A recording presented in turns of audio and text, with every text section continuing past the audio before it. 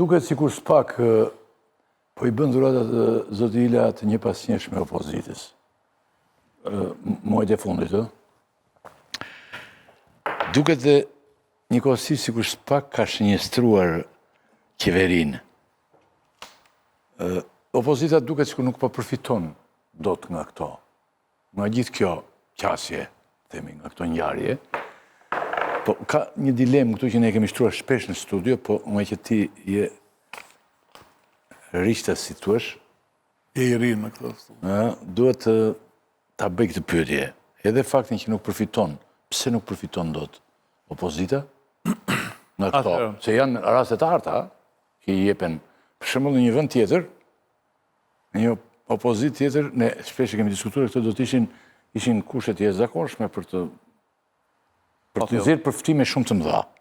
Dhe më tej pastaj te kjo. Këto goditjet, pse mendoni po ndodhin pikërisht tani dhe një trimërim dhe intensitet i lartë? Shiko, unë mendoj që marrëdhëniet që kanë Shtetet e Bashkuara me qeverinë Rama janë thjesht marrëdhënie interesi, po i kanë edhe me Francën dhe me Gjermaninë këto. Domethënë janë shumë të ftohta tashti për sa i përket çështjeve të drejtave të njerëzit, të korrupsionit.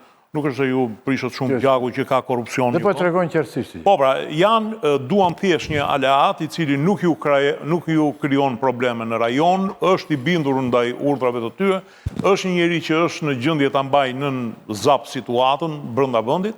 Ju intereson ky njeri dhe po ta shohësh marrëdhëniet e Shtetet Bashkuara me Ramën janë në këtë pikë. Janë marrëdhënie të ftohta, domethënë nuk ka dashuri, por ka interes. Por këte e kanë edhe me Francën, me Gjermaninë, me gjithë Europën perëndimore. Tani, përsa i përket kësaj të goditjeve të SPAK-ut, problemi i goditjeve të SPAK-ut, unë mendoj që ka rrahur shumë majtas. Domethënë thrasin, sa godasin në një titullar majtas, sot thrasin Fatmir Mediun, hajde për gërdecin, i thonë një herë në pyetje. Është vetëm skenografi e gjitha që bën, nuk është se kanë goditur, përveç Ilir Metës, në qoftë po dhe ai është një degëzimit majtës, nuk është se është... nuk është se e kanë goditur Berishën ose atë Mediun. Gjithë ditën rrugëve i ke, dalin jashtë, marrin pjesë, për... Mendoj që ka këtë, pse nuk ndodh ajo masa kritike e protestës, e revoltës, sepse edhe krahu tjetër ka histori shumë pikante me korrupsion në të shkuarën e vetë. Dhe pavarësisht se është në gjendje, as është në gjendje t'ja vërtetoj SPAK-u, për profesionalizmin e cilit, me thënë të drejtën kohë e fundit kam filluar dhe kem dyshime të mëdhaja, opinioni publike di që dhe ajo qeverisje ka pasur korrupsion dhe korrupsion të madh bile, duke filluar që nga rruga e Kombit e duke vazhduar me tjera. A ka pasur arrestime në atë kohë?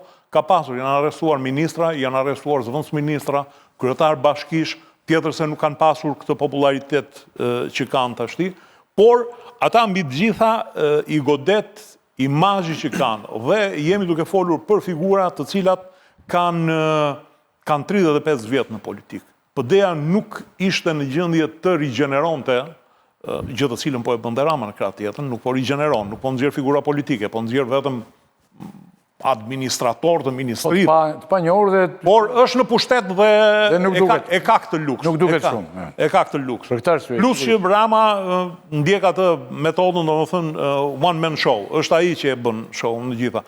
Ndërsa Berisha nuk arriti të gjeneronte figura të reja politike që të bënte që edhe PD-ja të ishte atraktive për një. Është një mundësi hartë në opozitë, ta bësh këtë, ta kryesh këtë proces.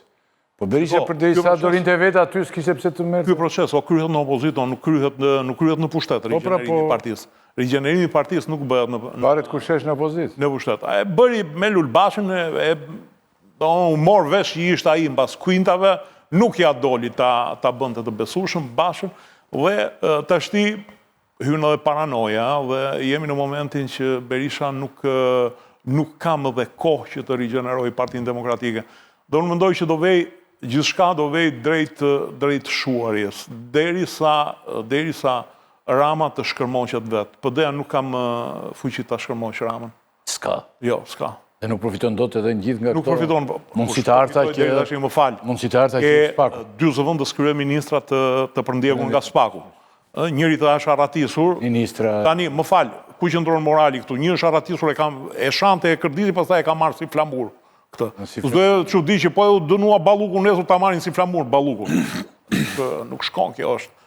Kemi thënë të çdo Partisë Demokratike që vjen kryet Partisë Demokratike me zgjedhje të lira, një lider i ri e mund Edi Ramën. Dhe çdo lider që den kryet Partisë Socialiste, duke qenë Berisha kryetari i PD-s, fiton ai PS-s. Pra, kushdo që dalë. Po një lider tamam, lider me lider i zgjedhje, pilotuar. Me zgjedhje të lira, drejta të barabarta, kështu po thënë. Jo të pilotuar. Për shembull, sikur t'ishte se e përmendin shumë, t'ishte Oldashi do ishte një problem i madh për Ramën. Rama s'e merrte dot mandatin e 4. Sepse ishte një njeri i cili kishte profilin e vet, karakterin e vet, kishte shumë të dhëna prej lideri. Mandatin e 4-t, që se quhet zgjedhje 2025-s. Po të mos prishi PD-ja e merrte Basha. Duket që pozitat e qeverisë, edhe me këtë opozitin e kemi preç, duket që pozitat e qeverisë janë të dobësuara, të Ramës, domethënë në këtë rast. Ka zëra që kabineti qeverisor do të ketë ndryshime rrënjësore. Dhe të thonë deri në fund të këtij muaji. Po. Madje do. A mund të ndihmoj? Është edhe kryeministri as zgjedhur. Jo. Vetë qeveria. Qeveria po. Qeveria po. Thashë mos e kryeministri. Jo. Vetë qeveria, vetë Rama do të bëjë një gjë. Po patjetër do një rifreskim qeveria. Si e mendoni? Ai sa më fal. Vazhdo se po këto truket mund të bëhen, po nuk kanë asnjë vlerë, mendoj unë se s'kan këto produkte aty. Po se qartë tani që problemi është Rama. Në çdo gjë që na del, problemi është Rama. Nuk ndihmojnë. Nëse ai vendos të dalë në plan 2 vet, të bëjë si Kazinski në Poloni për shembull, ose si Noriega në Panama me që përmendëm, po, që të vënë një kukull dhe një test është se si do sillen me dosjen e zëvendësë kryeministres. Ky është një test i parë, pra. Si do përballen me SPAK-un dhe me GKO-n në pritje të vendimit të gjykatës kushtetuese, po është e rëndësishme për të parë se si do sillen, sepse ky është momenti për të kuptuar nëse realisht do përballen me SPAK-un apo do të tërhiqen nga lufta me SPAK-un dhe GKO-n. Se ristrukturon qeverinë, bën një qeveri tjetër, do të thotë që këto ish duke ai. Po, që të bëjë një qeveri tjetër duhet të largojë politikisht. Po që qeveri Rama. Po nuk e godet si deputete, gjëra kështu ndoshta gjëra të tilla. Ne nuk e dim, por ka zërat fuqishëm që ndodhë. Këto zërat që dalë një po do të ketë një qeveri tranzitore 12 mujore dhe pastaj të bëhen zgjedhje të lira dhe pastaj. Jo, këto më janë biseda kafeneje, që shinohen për kafene. Se kanë fare tek në publik. Edhe kjo pjesa pjesë lapet nuk ska. Po, kishte një muaj që flitej kjo dhe pastaj filloi tha lapaj publikisht, tha zoti Berisha sot. Por edhe kjo pjesa e ndryshimeve në janar të qeverisë, edhe kjo ka kohë që përflitet, pra do ketë ndryshime në qeverie. E rëndësishme është si do sillen përballë SPAK-ut dhe GKO-s me kërkesën për arrestimin e zonjës Balluk. Kjo është e rëndësishme për të parë. I demarkacion kjo ndan shapin nga sheqeri, dhe sjellja ndaj drejtësisë ndaj SPAK-ut, besoj unë se nuk do kenë fuqi që të pengojnë, sepse nuk e kanë atë sens, mendoj, nuk e kanë. Për sa i përket qeverisë, qeveria tani është bërë, që është vërtet. Ajo sapo është bërë, sa u bë, ajo është bërë në shtator. 5 muaj në shtator. Po kjo nuk do të thotë që mund mos bëhet. Por problemi tani, duke heqë në 1-2 që mund të ketë ngel aty që prapë mund të jenë me dosjen SPAK, mund të jenë, si më thënë, paralajmëruese, mund të hetohen etj, ajo është një çështje tjetër. Tani problemi është vetë kryeministri. A do bëj ai për shembull si e tha dhe Toni? E kanë një kartë në dorë ato për ta losur, për shembull, siç është ajo laboristëve anglezë, Tony Blair me Brown. U largu me Brown dhe fitoi edhe prapë dhe Browni që erdhi pas tij. Fitoi edhe ai një palë. Ombi Brown. Kështu që e kam fjalën që ndryshimet në qeveri tani nuk intrigojnë shumë.